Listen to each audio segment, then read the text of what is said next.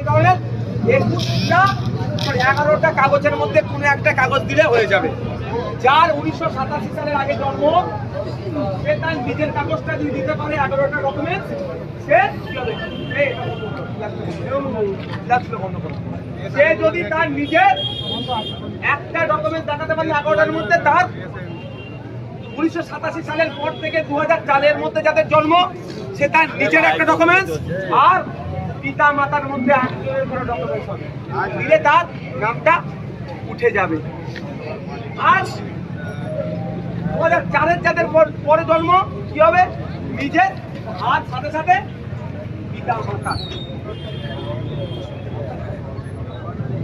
এত মঞ্চে এই ডকুমেন্টস পাবো না আমরা, আমাদের ভয় দেখাচ্ছে। তবে ভাই আমি কালকে একটা বক্তব্য দেখলাম, বড় নেতার বক্তব্য, আমাকে আজকে পাঠিয়েছে কাটিং করে। বলছেন উনি, যারা বাইরের রাজ্যে আছে সব ফিরিয়ে নিয়ে চলে আসো, কাউকে আসার দরকার নেই। এটা আমি বলছি না, সিআই বলছে, নির্বাচন কমিশন বলছে। কি বলছে বুঝতে পারছো? তোমার ভাই আছে কোথায় কাজ করছে, ব্যাঙ্গালোরে। আপনার ছেলে দিল্লিতে কাজ করছে, কারো স্বামী মধ্যপ্রদেশে কাজ করছে। আসা যাতায়াতে তো 5,000 টাকা চলে যাবে তো বাবা।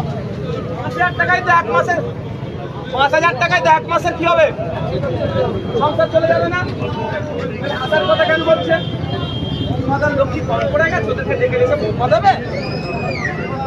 আমি আপনাদের বলবো কারো আসার দরকার নেই। নির্বাচন কমিশন দুটো আশ্বাস দিচ্ছে, কি টোটাল ফর্ম ফিল আপ করলেন, আপনার ভাই নাই, আপনার ছেলে নাই, আপনার স্বামী নয়, ওইটা যেখানে বলবেন সেখানে আপনি করবেন। কারণ বাবু আপনার ছেলে বাইরে থাকে, টোটাল ফিল আপ করলেন, ওইটার জায়গায় ইনার নাম সই করলো, আর কি লিখলো ব্র্যাকেটে যে ওনার এটা প্রুফ হয়। কারণ স্বামী বাইরে থাকে, স্ত্রী পুরো ফর্ম ফিল আপ করে সইটা কি করবে, স্ত্রীটা তার নাম লিখলো ব্র্যাকেটে, তার সম্পর্ক কি স্বামী তার। আর একটা অপশন কি আছে, অনলাইনে এটা ফিল আপ করতে পারবে। অনলাইনে আচ্ছা বলুন ভাই, ব্যাঙ্গালোরে যে আছে সে তো চলে আসবে, যে কুয়েতে পেটের জ্বালায় কাজে গেছে সে কি করে আসবে? 50,000 টাকা তো গাড়ি ভাড়া লেগে যাবে। হ্যাঁ, যে দুবাইয়ে আছে কি করে আসবে? তাহলে ভুল বুঝাচ্ছে না মানুষকে, ভুল বুঝাচ্ছে তো? যাও যাও ভাই ভাই আমার যাও, ভুল বুঝাচ্ছে তো নাকি?